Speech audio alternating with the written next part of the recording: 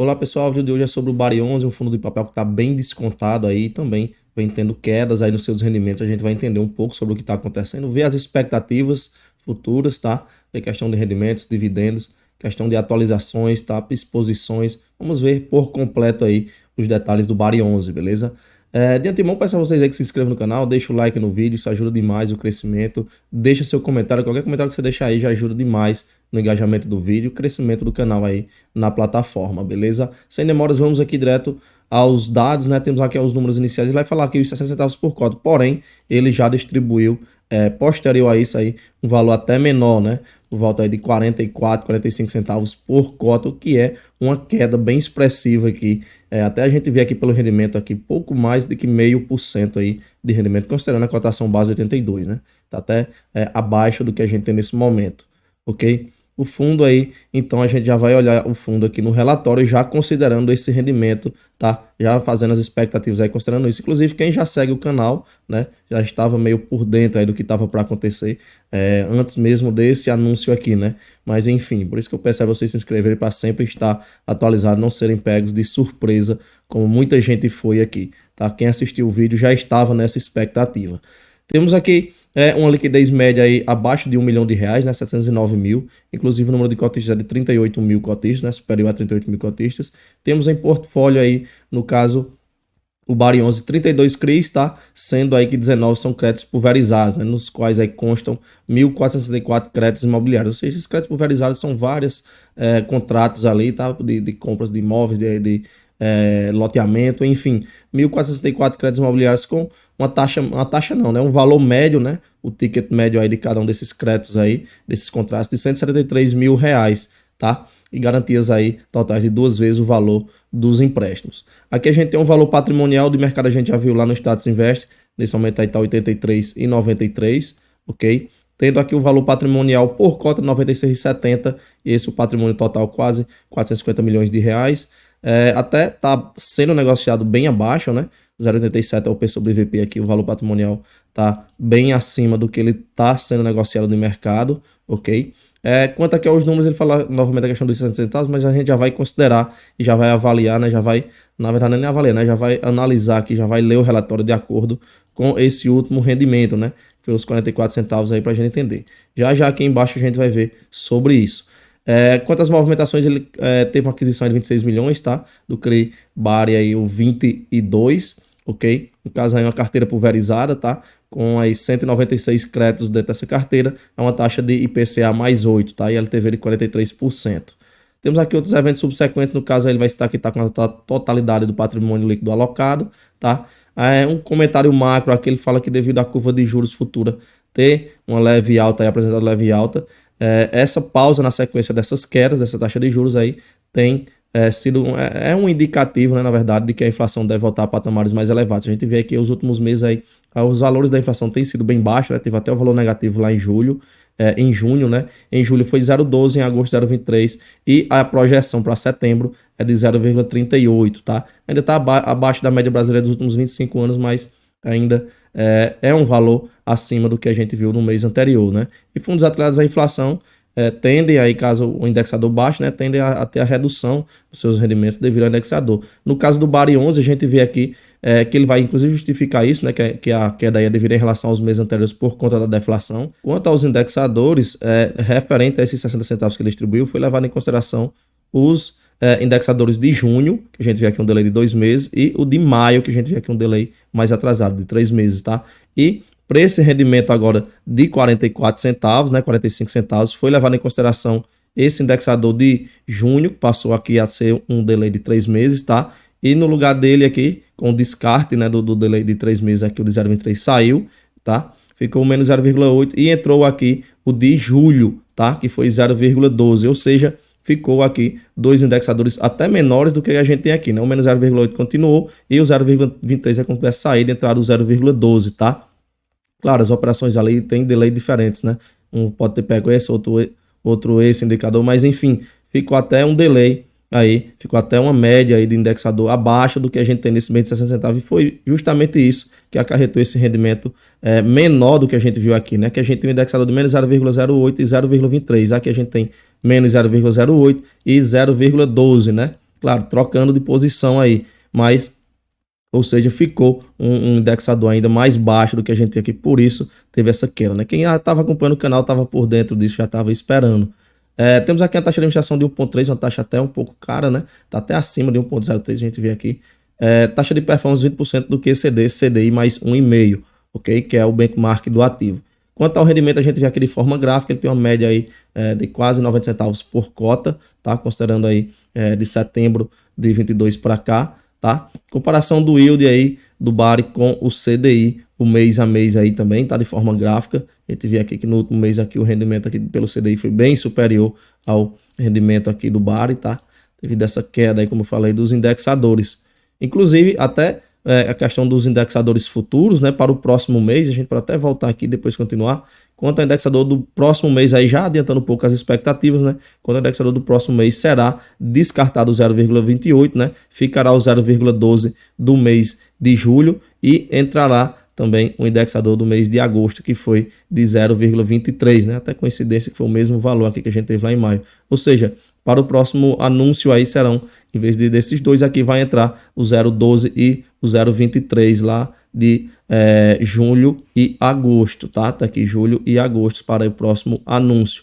Ou seja, tem uma expectativa aí de um aumento aí na correção monetária, né? Visto aí que já aumentou os dois indexadores, beleza? Questão aqui de mercado secundário, ele vai falar um pouco aqui sobre a questão da queda na cota, né? A gente já viu falar com a cota atual, também fala sobre o iFix, questão de liquidez investidores, 38 mil investidores, liquidez é abaixo de R$1 milhão, né? Por volta de R$709 mil negociados por dia. Aqui entramos na DRE do ativo, temos aqui o mês de agosto, ok? Ele teve aí de receita 3,2 milhões, despesas aí sendo abatidas, ficando então o resultado de 2,7 milhões de reais, né? Ele usou um pouco de reserva e chegou a 2,7, digamos aqui 2.781 mil reais, né? Usou um pouco de reserva para subir esses 2.728 mil, né? Subiu aqui de 28 para 81 mil reais, tá? Enfim, a gente vê aqui que foi usado 53 mil reservas, 53 mil reais de reservas, tá? As reservas finais são por volta de 146 mil reais. Isso aí vai dar por cota um pouco mais de 3 centavos por cota, tá? Que ele pode usar aí para os próximos meses. Quanto à questão dos indexadores, a gente viu que o próximo mês aí os indexadores vão ser maiores do que esse do último anúncio, né? E o desse relatório também. Então fica uma expectativa aí dele ter um aumento nos rendimentos, tá? Vou até chutar aí, comparando aqui com o que ele entregou de rendimento nesse mês aqui de 60 centavos, né? O próximo mês já vai ter indexadores acima disso aqui, vou chutar aí que ele entregue valores acima de 60 centavos por cota, tá? Seja superior a esse e também superior a esse aqui, não tô dizendo que seja 60, né? Acima de 60 aí, quem sabe aí 70 centavos, mais 65, 75, 80, vamos acompanhando, deixa nos comentários aí seu palpite, tá? Lembrando, isso aqui é só um chute, não é nada garantido, não é nenhuma promessa de pagamento, nem nenhuma promessa de rendimento, ok? É apenas um palpite que a gente faz. Aqui nós temos a mesma DRE, porém considerando os valores por cota, tá? A gente vê aqui os 146, que são os 3 centavos por cota de reserva que eu falei. Ele usou aí por volta de 1 centavo, né? Que são esses 53 mil reais que ele usou nesse mês aí, dos 60 centavos que já passou, tá? Só ilustrando aí o que aconteceu. Temos aqui questão de alocação, o IPCA e o principal indexador, né, 67,1% das operações. Também aqui questão de alocação, temos aqui 7,6% em cotas de fundos imobiliários, tá? Também temos aí os CRIs, que são um montante principal, né? Ele vai até dividir em CRIs corporativos e CRIs pulverizados, né, que é a maior fatia que ele tem. Já já a gente vai ver detalhes sobre esses CRIs aqui, tá? Quanto às taxas médias, temos aqui a inflação mais 7,15%, no caso esse montante aqui, e também o IGPM dos 22%, aqui a gente tem IGPM mais 9,81%, beleza? Aqui ele vai mostrar a relação aí das operações, né, por intervalo de taxas, tá? Mas a gente já viu aqui a taxa média de IPCA mais 7,15%.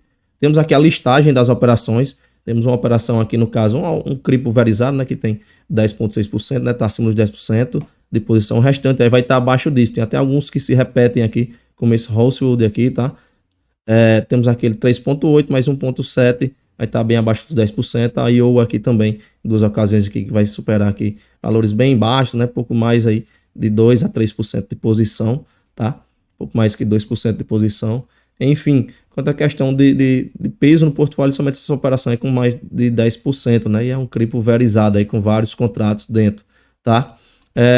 Continuando aqui, a gente vê os FIIs que ele tem em carteira. O maior peso aqui de fundo imobiliário que ele tem é o MXRF11, tá? Também tem outros FIIs aí bem conhecidos, como KNHY, VBI, VGIPS, YR, KNP, né? O CANIP, o Game 11 e o IBCR, né? Na verdade são todos fundos aí bem conhecidos. Continuando, entramos no detalhe aqui dos CRIs pulverizados, tá? Aquele detalhado dos 60% e 66% que a gente viu, ele vai dedicar uma aba só a isso, tá? Esses CRIs aqui que a gente viu, que é a maior fatia do ativo, né? São justamente essas operações aqui que a gente vê com o nome BARI. Ele vai falar alguns números aqui, a gente tem alguns números iniciais aqui, mas a gente vai ver eles de forma gráfica aqui, no caso, o saldo médio aí, né? O ticket médio dessas operações aí, desses CRIs pulverizados, são de R$173 mil por contrato, tá? Temos aí uma taxa média de 11,8%. Inflação aí mais 11,8%. Temos aqui o perfil de garantia aí 76,3%, aí são votados aí o perfil residencial, né, votados para o setor residencial. Quanto ao indexador dos contratos, o principal é a inflação com 64,5%, né, o GPM tem até uma parcela bem considerável aqui também. Quanto à localização geográfica, a maior parte vai estar na região sudeste, também temos uma fatia considerável na região centro-oeste, tá? Uma boa parte aí dessas operações aí vão estar nas capitais das suas regiões, tá? A gente vê aqui na região sudeste aqui 30%, vindo na centro-oeste 22% aí das operações estão localizadas nas capitais dos estados aí a qual se referem essas regiões, ok? Quanto ao LTV, a gente tem aqui os LTVs médios aqui, considerando aqui as operações True Sale, tá? 58,3, aqui o total da carteira de crédito aí, um LTV médio de 64,7. Lembrando, quanto menor o LTV, mais garantia você tem ali em cima daquela operação. Caso venha ter um problema, você vai ter um valor maior assegurado, tá? Temos aqui uns índices de cobrigação, né? Esse 16,9 aqui com cobrigação é a obrigação de recompra por parte do vendedor em caso de inadimplência, tá? Temos aí 16,9. Aqui na frente ele vai falar um pouco sobre esses contratos pulverizados, né? Ele cita aí que os atrasos nos créditos imobiliários não representam problemas de pagamento dos CRIs, tá? Cita aí que no mês de agosto apresentou 93 contratos em atrasos, tá? Tem alguns números aqui de contratos em execução, de contratos em atraso, e a gente vê ele aqui de forma mais organizada aqui na tabela, ok? Considerando o mês de agosto. Por exemplo, aqui temos 19 contratos aqui que estão com atraso entre 60 e 90 dias e estão em renegociação, 12 contratos com atraso entre 90 e 180 dias que estão em renegociação, 48 contratos aí estão em execução de garantias, tá? Isso aqui bem interessante, era bem interessante que muitos fundos aí que têm carteira pulverizada, né, todos colocassem essas tabelas para a gente ir vendo o monitoramento e ver como é que está o desempenho aí em questão de garantias, questão de atrasos, enfim. Até porque a gente normalmente só vê os CRIs lá fechados, né, e não vê o detalhamento desses CRIs pulverizados, tá? Temos aqui questão de atraso, né? A gente até vê aqui que no mês de agosto teve uma elevação aqui em relação aos meses anteriores, né? Até se a gente pegar esse histórico aqui, esse mês aqui foi o que teve o maior montante aqui de atraso, né? Considerando 60 dias aí no crédito pulverizado, tá? Aqui vemos por faixa de atraso, né? Atraso acima de 60 dias, representando aí 8,06, entre 91 e 180, representando 1,75 e 2,15% aí com atraso entre 61 e 90 dias, ok? Aqui ele vai falar um pouco sobre as seguranças que estão envolvendo aí essas operações, né? No caso, na estruturação dos CRIs pulverizados, aí, a constituição de uma reserva de caixa, né? Para suprir aí potenciais atrasos que vêm a acontecer ou surgir ao longo dos meses e dos anos, tá?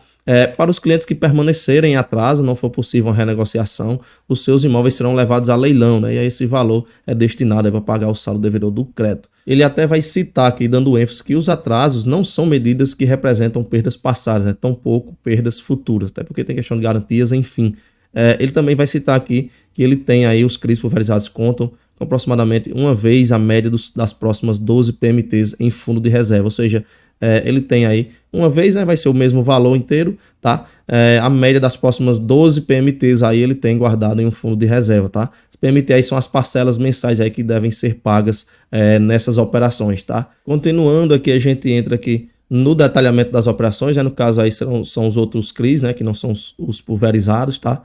Os CRIs aí muito comuns que a gente vê em outros fundos, né? Tem até o CRI Mateus aqui, tá? Mas enfim, é o detalhamento das operações, beleza? Lembrando, é um fundo aí que segue bem descontado, teve a queda no rendimento, né? Muita gente acabou vendendo ativo, caiu bastante de cotação, segue aí no P sobre VP aí de 0,87, tá? Tem essa questão aí do aumento aí, da redução, né, do rendimento, e a expectativa é de ter o aumento aí no próximo rendimento, no próximo anúncio, tá? Como a gente viu, questão do indexador, ok? Temos aí fundos imobiliários também em portfólio, um fundo aí que vem, como eu falei, um preço bem descontado, tá? Lembrando, isso aqui não é nenhuma indicação de compra ou venda de ativos, a gente somente deu uma olhada por completo aqui no seu relatório, beleza? Se inscreve no canal, deixa o like no vídeo, tá? Participa aí do canal, interagindo aí, deixa seu comentário. Esses comentários ajudam demais no engajamento do vídeo, tá? Também convido você a participar do grupo Telegram. O link do grupo do Telegram vai estar na descrição do vídeo, é só você clicar aí nesse link,